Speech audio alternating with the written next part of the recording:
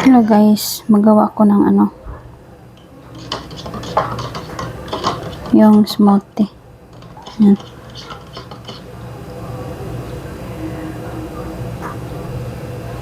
Yung malunggay juice to. Then ang gagawin ko is lalagyan ko siya ng ice para masarap, para hindi ko malasahan ang malunggay. And then milk, parang matcha. Di ba? Ano siya guys?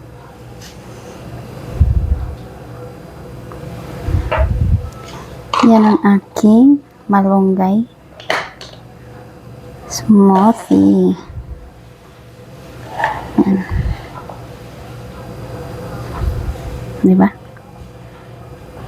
Try nyo guys, masarap. Masarap to. Tapos masustansya pa.